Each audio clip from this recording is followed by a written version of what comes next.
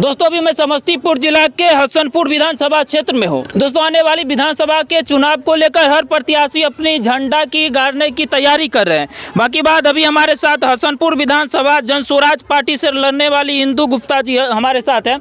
बाकी बात क्या कुछ तैयारी चल रहा है? अभी तो चुनाव को बहुत समय है, लेकिन अभी तो आप सबसे पहले बाजी मार रहे हैं। बाजी मारने वाली बात नहीं, घूम घूम के क्षेत्र में देखना चाहिए ना, कहाँ क्या है, नहीं क्या दिक्कत है पब्लिक को, इसीलिए घूम रहे अपना क्षेत्र में। अभी क्षेत्र में घूम रहे, किस तरह के लोग प्यार दे रहे हैं? बहुत प्यार मिल रहा है, सब यही बोल रहा है मैडम आप खड़े हुए, हम आपको सपोर्ट करेंगे। जो हमारा पहले का विधायक था, हम लोग से बहुत बड़ा गलती लगा जो हम उनको जिता के भेजे।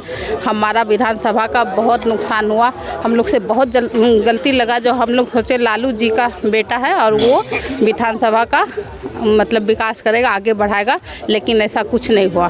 अच्छा, हसनपुर विधानसभा से तो कई प्रत्याशी लड़ते आ रहे हैं, कई विधायक रह चुके हैं। इस बार क्या कुछ सोच के लड़ रहे हैं और किस पार्टी से लड़ रहे हैं? हम जन स्वराज पार्टी से लड़ने का तैयारी कर रहे हैं। टिकट बोली है देंगे, अगर 1% भी वो नहीं देती है तो निर्दलीय लड़ेंगे, लेकिन चुनाव लड़ेंगे। अच्छा, इस बार चुनाव लड़ना है, अगर नहीं देता है जन स्वराज पार्टी टिकट तो निर्दलीय भी लड़ना है। हाँ, चुनाव तो लड़ना, किसी भी हाल में चुनाव लड़ेंगे। कहते हैं बहुत सारे लोग यादवों का राज है हसनपुर विधानसभा, क्या कुछ कहना चाहते हैं? बहुत लोग कह रहे हैं कि आरजेडी का पार्टी फिर बनेगा यहाँ के विधायक। देखिए, जिसको जो बोलना है बोलता है। यादव का मतलब यहाँ पे राज है या यादवों का हम विधायक बनता है। आप कितना % यादव को देखें वहाँ विधायक बनते हैं, बस 5, 6 से 7, उससे ज़्यादा नाम सुने हैं क्या? कोई बुद्धिजीवी नहीं है आपका यादव में?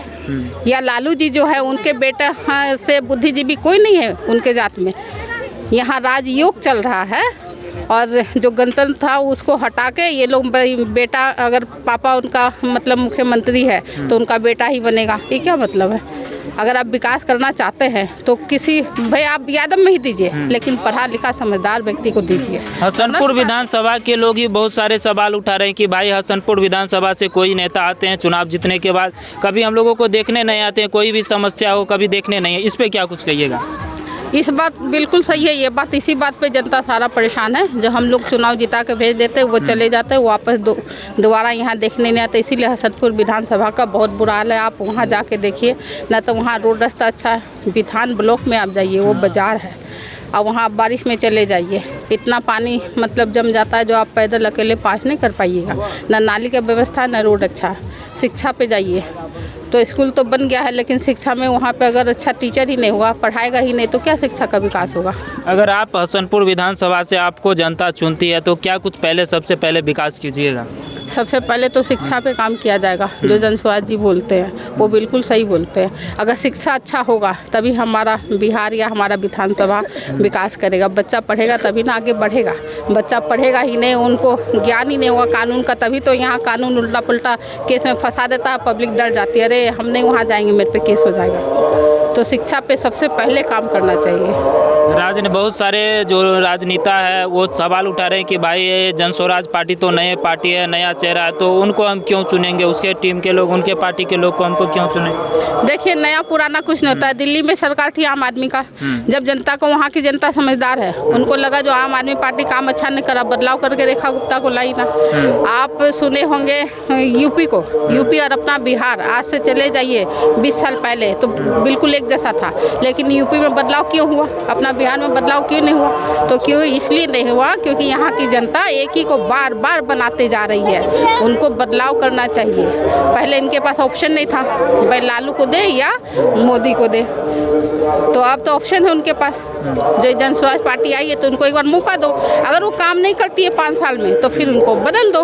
बदलाव करेंगे तभी ना कुछ समझ में आएगा। भाई सबसे बड़ी सवाल है कि कोई भी प्रतिनिधि आते हैं किसी भी चुनाव को लड़ने के, जीतने के बाद बहुत सारे वादे करते हैं कि भाई अगर हम जीत जाते तो अपने बिहार में ही, अपने समाज में ही रोजगार देंगे, लेकिन जीतने के बाद सब प्रत्याशी भूल जाते हैं कि भाई हमने जो वादा किए थे, क्या वादा किए थे। ऐसा होता है, जीतने चुनाव लड़ने से पहले बहुत सारे वादे करते हैं, अगर हम जीत जाते हैं तो आपके क्षेत्र में ही रोजगार देंगे, लेकिन लेकिन फिर भी जीतने के बाद सारे यहाँ के युवा जाते हैं दूसरे प्रदेश मजदूरी करने के लिए। देखिए, एक बार मौका देना चाहिए। अगर आपका कोई नया दुकान या शॉप खुलता है, कोई ब्रांड आती है, तो आप एक बार उसको अपने मौका नहीं देते हैं। एक बार लेके देखते हैं जो कैसा निकलता है सामान। अगर अच्छा नहीं हुआ तो हम इसको छोड़ के फिर पुराने में चल जाएंगे। जयसवाल जी को एक बार मौका दीजिए, आप लोग मौका दीजिएगा 5 साल का, तभी ना उससे कुछ पूछेगा सर आप तो वादा किए थे तो फिर मेरा काम नहीं हुआ। नहीं काम हो फिर आप बदल दीजिए। क्या कुछ कहना चाहते हैं हसनपुर विधानसभा के जनता को? हसनपुर विधानसभा की जनता को ही बोलेंगे जो आप बाहरी आदमी को वोट नहीं करिए और लालच में आके वोट नहीं करिए। 500 रुपये नहीं देखिए, 5 साल देखिए, अपने बच्चों का भविष्य देखिए।